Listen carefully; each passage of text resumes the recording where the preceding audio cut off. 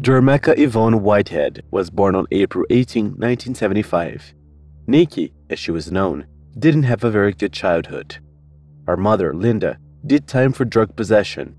Nikky was practically born in prison. Her father didn't care for her, so she was raised by her maternal grandmother, Della Frazier.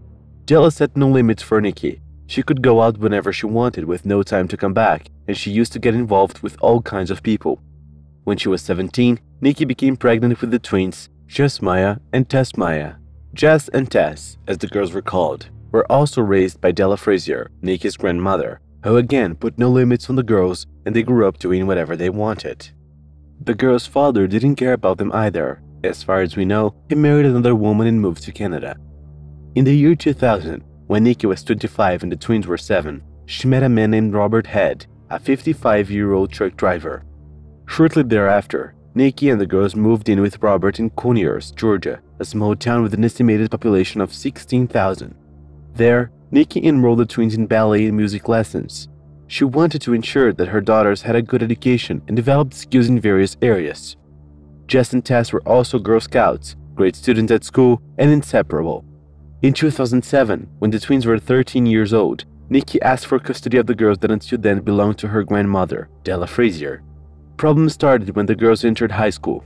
Girls wanted to go out all the time, spent most of the day on their cell phones talking to older guys, and Nikky didn't like that.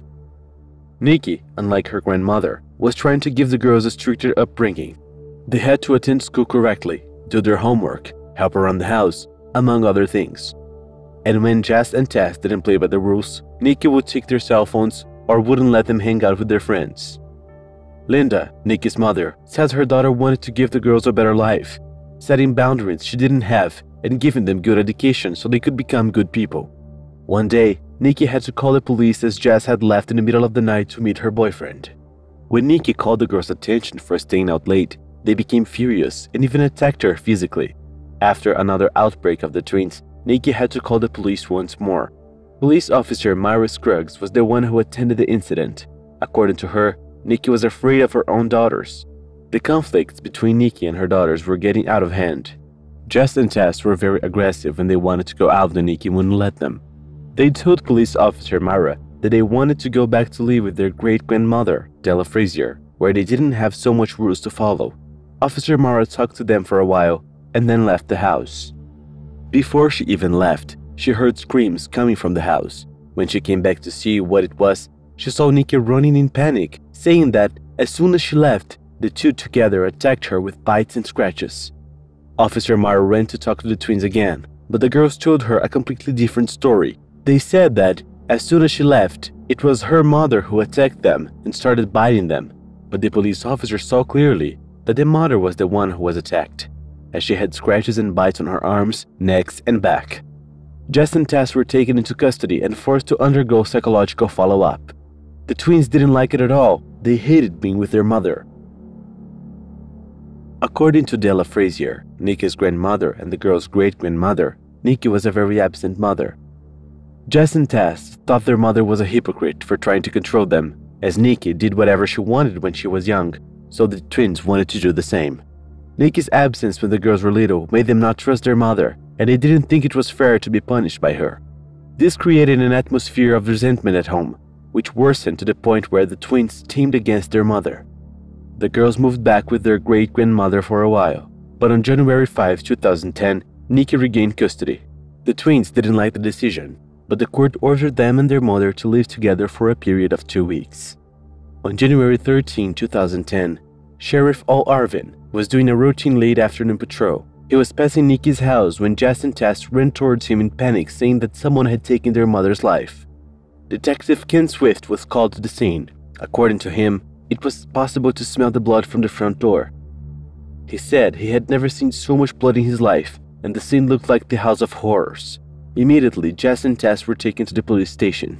According to the girls' statements, they had just arrived from school when they saw the house like that and their mother in the bathtub. Detectives ruled out the girl's father as a suspect, as he was in Canada with his family at the time of the crime. The girls also told Captain Jackie Dunn that their mother had 2 boyfriends, Robert, who she lived with, and a second man named Joe, who she was secretly dating. Jess and Tess said that Robert overheard his mother on the phone with this other man and then confronted her about her infidelity. With this information, the police became suspicious of Robert, but he was exonerated after a DNA test. As investigators observed the girls in the interrogation room, they noticed strange behavior on their part. One of the girls started biting her own arm, and when the detective asked what she was doing, she said she did that when she was upset. Detective Swift, in an attempt to comfort them, asked, "What can I do to make it easier for you?" And one of them replied, "Can we watch CSI?" Detective Swift was very concerned about this answer and thought it was an unusual attitude.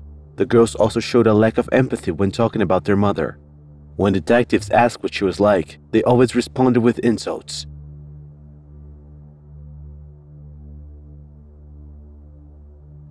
Detectives also noticed that they were wearing gloves and asked them to take them off so they could see their hands and arms.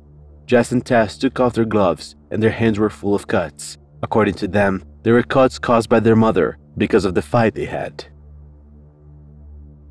They also noticed that the whole time, Tess was looking at the security camera of the interrogation room and then comforting her sister as if she was acting. Searching for clues at Nikky's house, they noticed that the sinks were clean and there was a pair of blood-stained brown boots stashed in the closet. Inside the boot was a tuft of hair wrapped in a napkin, hidden deep inside. Distrustful of the girls, the detectives began questioning them about everything they did on the day of the crime. According to the statements of the two, they missed the bus, so they had to walk to school around 7:30 in the morning. However, a security camera at the gas station shows the girls hitchhiking with a stranger instead of bus as they had said. And they even said that they arrived late to school about 10 minutes, but the school security camera showed that they arrived hours later, around 11 a.m. As detectives tried to gather more evidence, for a period of 4 months, the twins moved back in with their great-grandmother. They took an exam of Nikky's dental arch and compared it to the bite on the arm of one of the twins, and realized that it was the same and also had hair between Nikky's teeth, indicating that she had fought for her life. With this new evidence, the police decided to arrest Tess and Jess after school. At the time of the arrest, the two were extremely arrogant and aggressive towards the police. The two have always denied the crime. They spent 4 years in prison awaiting trial, until on December 7, 2014, after a settlement, Jasmiyah confessed to the crime and was sentenced to 30 years in prison. On February 7, 2015, 2 months after Jasmiyah confessed to the crime, Jasmiyah also pleaded guilty and was sentenced to 30 years in prison, both for first-degree murder. The twins are serving their sentence in separate prisons in Georgia. Tess is serving her time at Pulaski State Prison and Jess at Arendelle State Prison. According to the twins' confession, the crime happened as follows. Nikky woke them up to get ready for school, but they didn't want to wake up. So Nikky insisted and ordered them to get up. That's when the two decided to commit the crime and attack their mother. They broke a vase over Nikky's head, and then the twins hit her about 80 times with a kitchen knife. With their mother already lifeless, they put the body in the bathtub so that the blood would run down the drain and not on the floor of the house. The blood marks on the residence shows that Nikky tried to run away. She even left the house to ask for help, but the girls pulled her back inside. They spent the next few hours trying to clean the house, but when they realized they couldn't handle it because of the amount of blood, they decided to go to school to get an alibi. Detectives also found a diary in the house where they had written about the crime. In fact, one of them wrote to the other one saying, "Let's do it soon before it's too late." Later, after interrogation with a neighbor, he said that before dawn he heard someone knocking on his door and ringing the doorbell, but as he was still in bed, he decided not to get up to see what it was. Jess and Tess, even though they are in prisons, support each other and even graduated from high school. Her great-grandmother, Della Frazier, said it in a graduation day interview that she is very proud of their great-granddaughters and the companionship they have for each other, and that she's very happy for them.